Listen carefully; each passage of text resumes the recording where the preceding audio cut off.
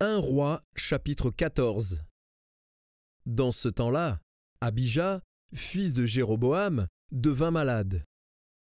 Et Jéroboam dit à sa femme, « Lève-toi, je te prie, et déguise-toi pour qu'on ne sache pas que tu es la femme de Jéroboam, et va à Silo. Voici, là est Achija, le prophète.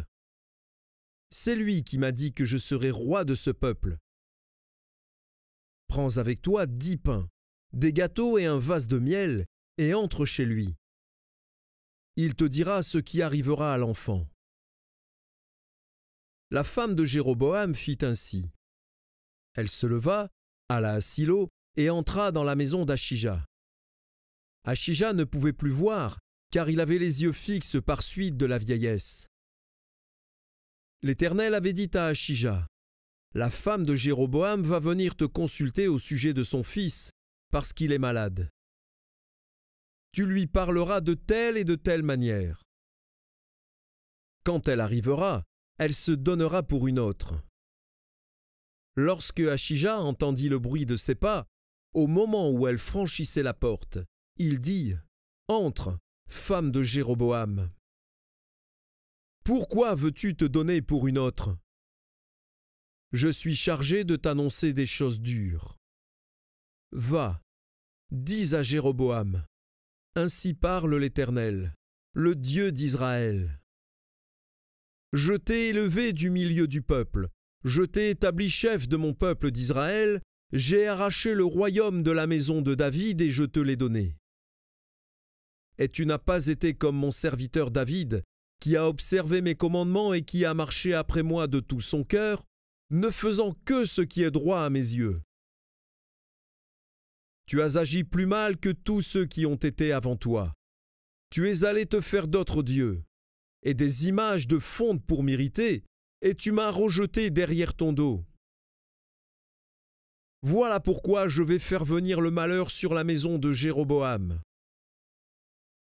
J'exterminerai quiconque appartient à Jéroboam, celui qui est esclave et celui qui est libre en Israël, et je balayerai la maison de Jéroboam comme on balaie les ordures, jusqu'à ce qu'elle ait disparu. Celui de la maison de Jéroboam qui mourra dans la ville sera mangé par les chiens, et celui qui mourra dans les champs sera mangé par les oiseaux du ciel. Car l'Éternel a parlé. Et toi, lève-toi, va dans ta maison. Dès que tes pieds entreront dans la ville, l'enfant mourra. Tout Israël le pleurera et on l'enterrera. Car il est le seul de la maison de Jéroboam qui sera mis dans un sépulcre, parce qu'il est le seul de la maison de Jéroboam en qui se soit trouvé quelque chose de bon devant l'Éternel, le Dieu d'Israël. L'Éternel établira sur Israël un roi qui exterminera la maison de Jéroboam ce jour-là. Et n'est-ce pas déjà ce qui arrive? L'Éternel frappera Israël, et il en sera de lui comme du roseau qui est agité dans les eaux. Il arrachera Israël de son bon pays qu'il avait donné à leur père, et il les dispersera de l'autre côté du fleuve, parce qu'ils se sont fait des idoles, irritant l'Éternel. Il livrera Israël à cause des péchés que Jéroboam a commis et qu'il a fait commettre à Israël. La femme de Jéroboam se leva et partit. Elle arriva à Tirzah et, comme elle atteignait le seuil de la maison, l'enfant mourut. On l'enterra, et tout Israël le pleura, selon la parole que l'Éternel avait dite par son serviteur Achija, le prophète. Le reste des actions de Jéroboam, comment il fit la guerre et comment il régna, cela est écrit dans le livre des chroniques des rois d'Israël. Jéroboam régna 22 ans, puis il se coucha avec ses pères. Et Nadab, son fils, régna à sa place.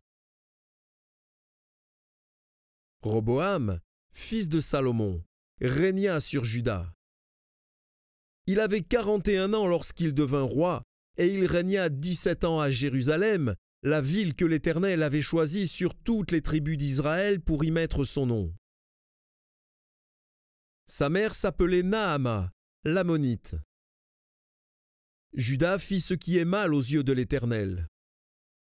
Et, par les péchés qu'ils commirent, ils excitèrent sa jalousie plus que ne l'avait jamais fait leur père. Ils se bâtirent, eux aussi, des hauts lieux avec des statues et des idoles sur toute colline élevée et sous tout arbre vert. Il y eut même des prostituées dans le pays. Ils imitèrent toutes les abominations des nations que l'Éternel avait chassées devant les enfants d'Israël. La 5e année du règne de Roboam, Shishak, roi d'Égypte, monta contre Jérusalem. Il prit les trésors de la maison de l'Éternel et les trésors de la maison du roi. Il prit tout. Il prit tous les boucliers d'or que Salomon avait faits. Le roi Roboam fit à leur place des boucliers d'airain, et il les remit aux soins des chefs des coureurs qui gardaient l'entrée de la maison du roi. Toutes les fois que le roi allait à la maison de l'Éternel, les coureurs les portaient. Puis il les rapportait dans la chambre des coureurs.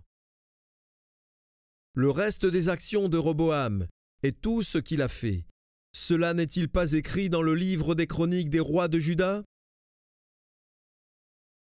Il y eut toujours guerre entre Roboam et Jéroboam. Roboam se coucha avec ses pères, et il fut enterré avec ses pères dans la ville de David. Sa mère s'appelait Naama, l'Ammonite. Et Abijam, son fils, régna à sa place.